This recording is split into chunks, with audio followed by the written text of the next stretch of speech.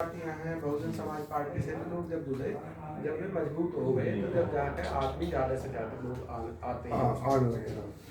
सबसे पहली बात, हम प्रथम स्टेज में हैं अभी, तो प्रथम स्टेज में एक प्रेशर ग्रुप चाहिए होता है सबसे पहले।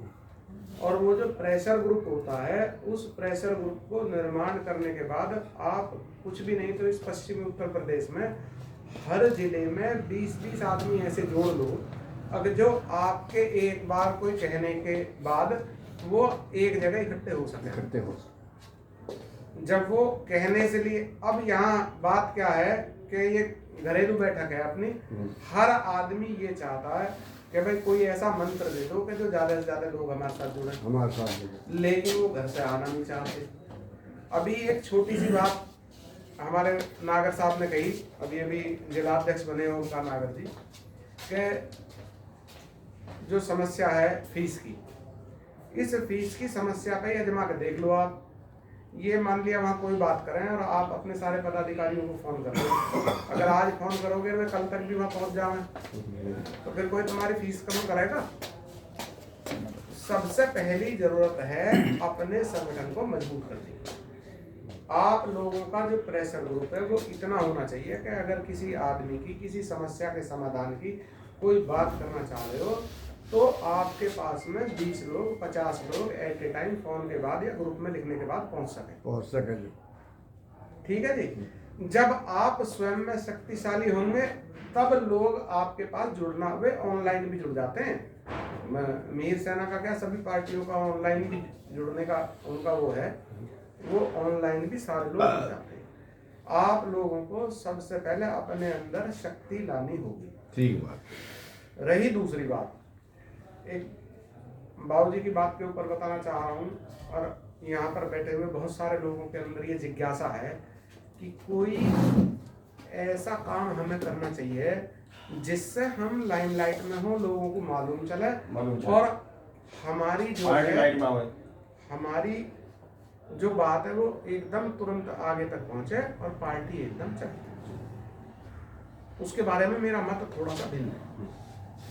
उस भिन्न मत को जरूरी नहीं है आप सब लोग सहमत हो, लेकिन मैं आपको बताना चाह रहा हूँ कि बहुत जल्दी में जो लोग होते हैं उनके साथ में कभी कभी ऐसा होता है कि मुंबई में एक पार्टी 1966 में बनी, शिवसेना।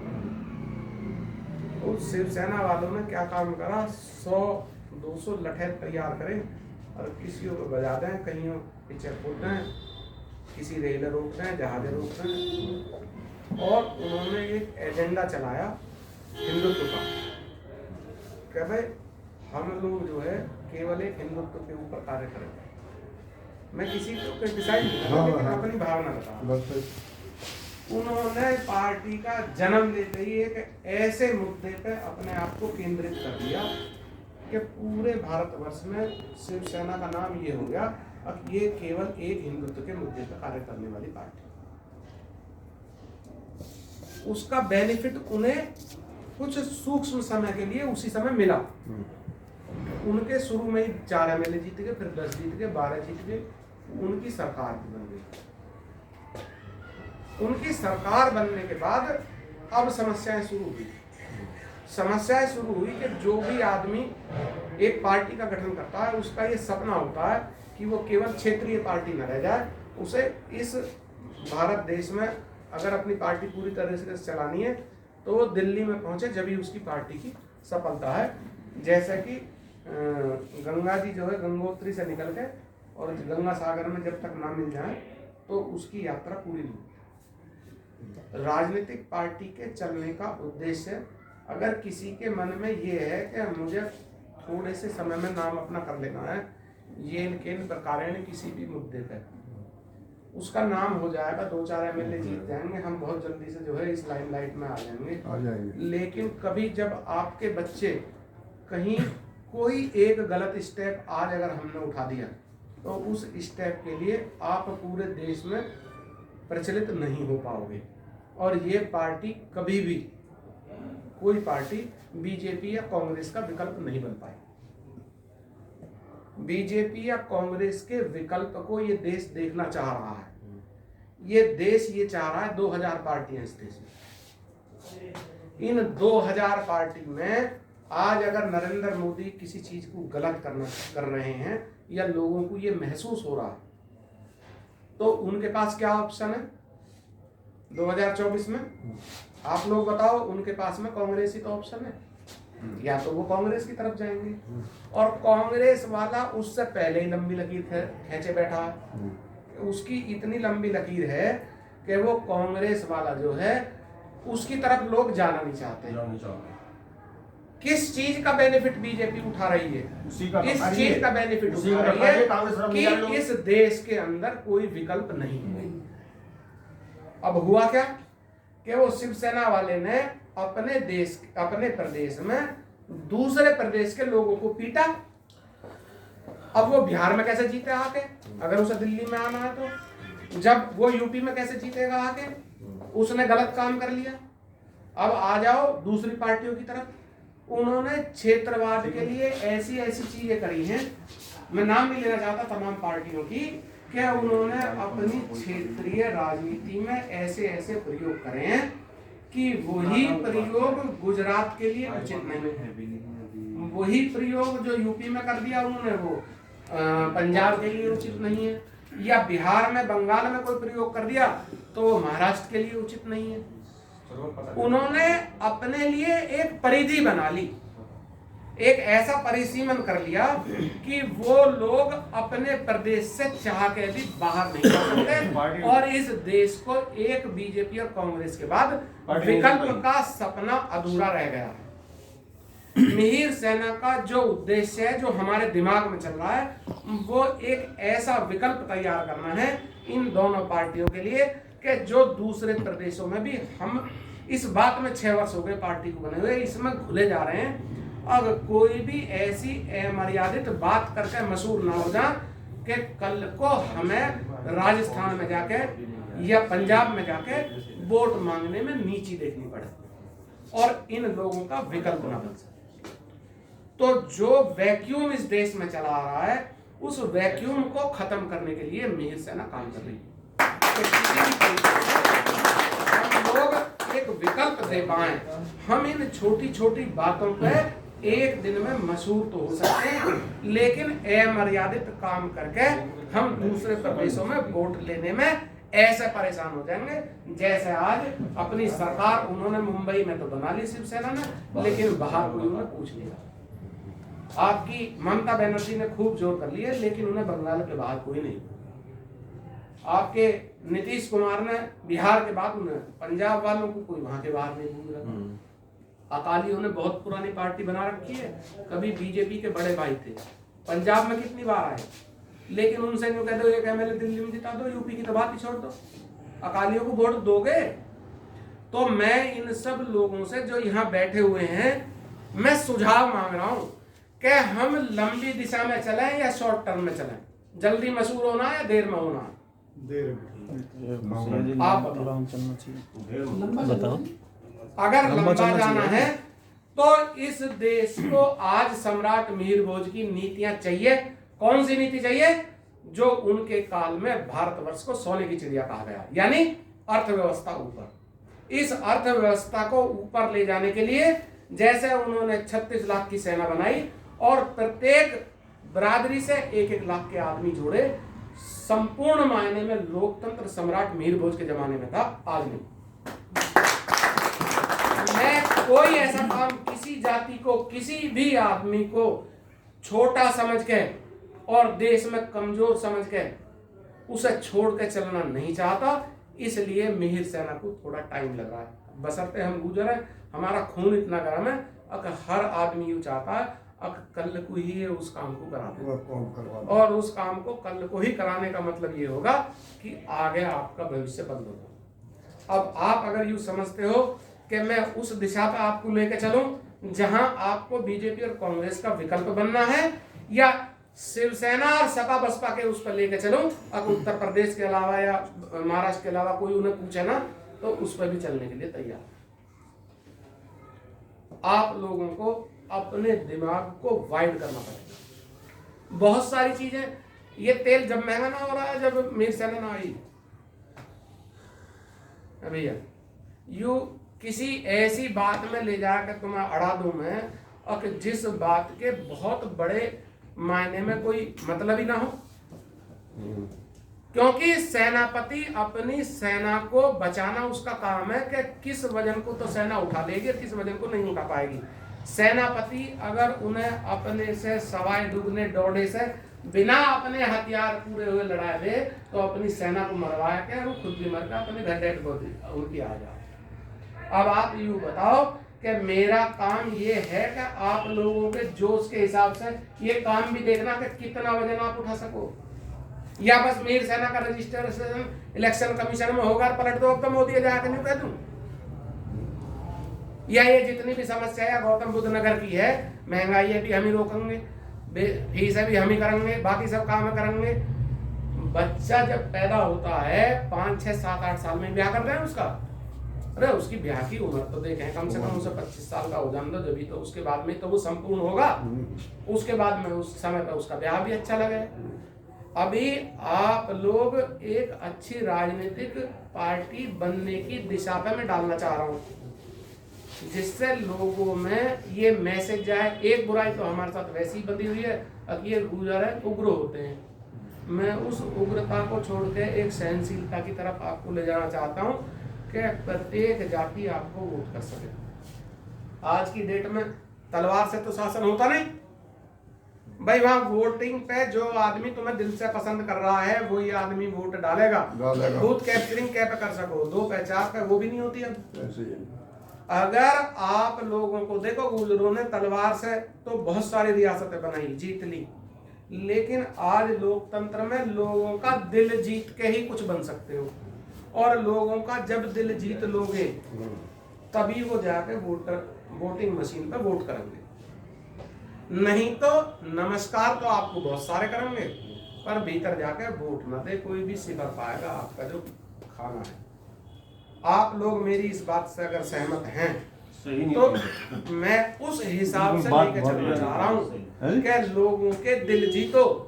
जिन लोगों के साथ अभी जैसे नागर साहब ने कहा कि भाई जेपी वालों से बात करो, जेपी वालों ने बिल ज्यादा दे दिया हमारे अध्यक्ष, आप सब लोगों से मैं ये नहीं कह रहा हूँ कि मत जाओ, आप 20 आदमियों का एक डेलीगेशन लेके अपना एक लेटर लिख के और वहां दो प्लस डीएम का दो, और ये कहो कि ये इस तरीके से नाइंसाफी हो रही है। अपनी आवाज जरूर उठाओ, लेकिन शालीनता के दायरे में पढ़े लिखो की तरह। सड़क रोकने को मैं नहीं कह रहा आपसे, रेल है मत रोक दो उसके लिए, और उतना प्रयास करो जो पढ़ाई लिखाई के दायरे में जरूरी है। उस सारे एक छोटी सी बात बताना चाहता हूं मैं आपको, आप सारे लोग जानते हो बहुत अच्छी तरीके से कि राम मंदिर जो बनाया है वो अंतिम दौर पे सुप्रीम कोर्ट के आदेश पे तो बन रहा है भाई। अगर कोई लोग बना सकते थे उसे तो बना लिया होता, लेकिन कानून की परिधि में लोकतंत्र में भारतीय जनता पार्टी इतनी बड़ी पार्टी होने के बाद भी राम मंदिर नहीं बनवा पाई। राम मंदिर बनवाया सुप्रीम कोर्ट ने। जब इस काम को सुप्रीम कोर्ट को ही करना था तो इतना बड़ा आंदोलन चला के इस देश को उद्वेलित करने का क्या कारण? उद्वेलना से लोगों के वोट जीत के सत्ता में आ गए, लेकिन काम तो सुप्रीम कोर्ट नहीं करा। मैं ये कह रहा हूं कि इस तरह का कोई भी काम करोगे लोगों को उकसा के उद्वेलित करके, एक उदाहरण मात्र है, हो सकता है आप एक बार सफल हो जाओ, 2 बार सफल हो जाओ, हमेशा सफल नहीं हो। किसी का बिल्कुल तहे दिल से अच्छाई से अच्छा काम करोगे जब जाकर सफल हो। तो मेरा कहने का मतलब सिर्फ यही है कि लोगों को उकसा के, अब आप एक काम करो, जितने भी लोगों की फीस बढ़ी हुई उनके माँ बाप उनके पास जाओ, उनसे कहो कि एक दिन को यहाँ आना है, तो वो सारे आ जाएंगे। उन्हें उकसा के, और बाकी जो है हाय हाय कर दो। जो यूनिवर्सिटी वाला आपके क्षेत्र में पढ़ा रहा, आपको ये तो जानकारी होगी कि जेपी वाले की वजह से लोगों की फीस ज्यादा जा रही है। लेकिन एक बात और बताना चाह रहा हूं मैं, जो आदमी नहीं सोचता, उस जेपी वाले के 15% बच्चे विदेश में जाते हैं आपके पढ़ के। अगर उसने एक इंस्टीट्यूशन आपकी बुलंदी की वजह से, चाहे आप सच्ची हो, बंद कर दिया, तो आपके क्षेत्र में अगर ये पढ़ाई के संस्थान बंद हो गए तो जो हमारे बच्चे सब पढ़े लिखे घूम रहे, ये इन संस्थानों की देन, उनकी तरफ से भी तो सोचना है। मैं ये नहीं कह रहा बात रख दो अपनी, लेकिन इस बात को भी समझने की कोशिश करो कि हमें धागा कितना खींचना है। अगर हमने इतना धागा खींच दिया कि उन लोगों को यहाँ से जाना पड़ गया तो हमारे बच्चे वही ग्वालियर रह जाएंगे। किसी चीज की दोनों पहलुओं को समझ के, कोई एक आदमी आपसे किसी चीज की शिकायत कर रहा है, एकदम एक्शन मत लो, जिसके प्रति शिकायत कर रहा है उससे भी जाके पूछो भैया क्या बात है इस मैटर में, ऐसे ऐसे बात आ रही है। मेरा सिर्फ समझाने का आपको उद्देश्य है, आप लोग समझदार हो। अभी इसमें जो ये मामला है फीस वाला, इसमें एक जो है 10 लोग इकट्ठे हो गए और उनसे जो है बात करो, स्कूल वालों से भी समझाओ पहले कि आप गुरु हो हमारे बच्चों के, हम पे ये वास्तव में ये समस्या आई है, इस तरह की दिक्कत हो रही है, आप अगर इसमें कुछ कर सकते हो। हमने देखा यहाँ पे जो है आपने शिक्षकों को फीस भी आदि दे रहे हो, बच्चों को दे रहे हो, आप हमारे क्षेत्र में संस्थान खोल के हमारा संस्थान बढ़ा रहे हो, हमारा सम्मान बढ़ा रहे हो, हमारे बच्चों को शिक्षा दे रहे हो। हम आपके साथ लड़ाई नहीं लड़ना चाहते, लेकिन एक जायज बात अगर आप माने तो इसमें हम आपका ज्यादा सम्मान, इसमें फायदा तो होगा, वो भी जो है ना आपकी बात मान करके कुछ परसेंटेज फीस कम कर देंगे, कुछ परसेंटेज 100% नहीं लेंगे तो एक तो 25% या 50% किसी भी समस्या का समाधान करना है।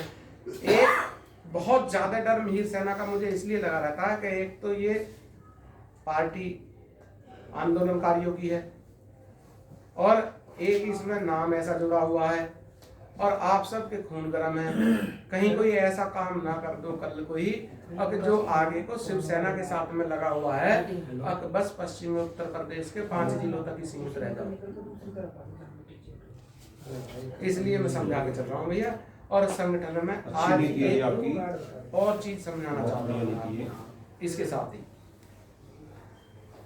वो किसी राजनीतिक पार्टी ने आपको नहीं समझाई हुई आज तक। किसी राजनीतिक पार्टी की कार्यशाला में, ये हमारी कार्यशाला है, इस कार्यशाला में मैं आपको समझा रहा हूँ जो चीज, उसे समझने की कोशिश करोगे तो आप ये समझोगे कि ये हमारा डॉक्टर भीमराव अंबेडकर ने ऐसा संविधान लिखा है कि इसमें एमएलए एमपी बनने की जरूरत नहीं है। जब आपको मैं ये बात बताऊंगा तो आपकी समझ में ये आएगी कि इन एमएलए एमपी ने एक निश्चित राशि मिलती है, 1 करोड़ 2 करोड़ 3 करोड़ साल की, जो इन्हें उसमें विकास कार्य करना। प्रत्येक जिले के सीडीओ को 1000 करोड़ मिले विकास कराने के। कितने जी? 1000 करोड़ रुपए का 3 करोड़ कितना परसेंट है? 30 पैसे रहेगा, हैं? 30 पैसे रहेगा 100 रुपए पे। सब जहाँ है डीएम के हैं, उसके हैं, विधायक के यहाँ काम करवाने को, हमारे विकास कार्य इन विधायक साहब को करवाने। मैं आज आपको ये चैलेंज के साथ कहता हूँ कि अगर आपने पढ़े लिखों की तरह काम करा और अगर आपने अपना प्रेशर ग्रुप प्रत्येक जिले में मिहिर सेना का सही ढंग से करा लिया तो आप लोग अपने लेटर हेड पे सीडीओ के पास जाके जो विकास के कार्य हैं उन्हें विधायक से ज्यादा करा सकते हो। वो 3 करोड़ के कराएगा, आप 30 करोड़ के करा सकते हो। लेकिन कोई सिखाएगा नहीं आपको ये बात को।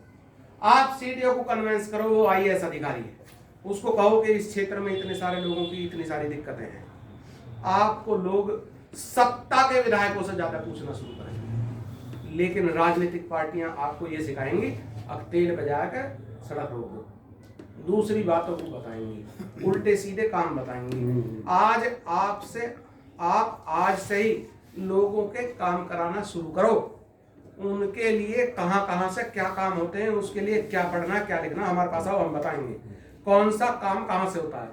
कोई काम ऐसा नहीं है किसी एक आध को छोड़ के अगर जिसके बीच में सांसद या विधायक आता हो, ऐसा संविधान है। आप इन संविधान निर्माताओं को बार बार धन्यवाद दीजिए और आप काम कराने के लिए खड़े हो। कोई एक आध बात को मैं नहीं कहता हूं, जो नीतिगत 1% का फैसला होता है वो सरकारों, विधायकों, सांसदों से होता है। 99% काम आप खुद करा सकते हो।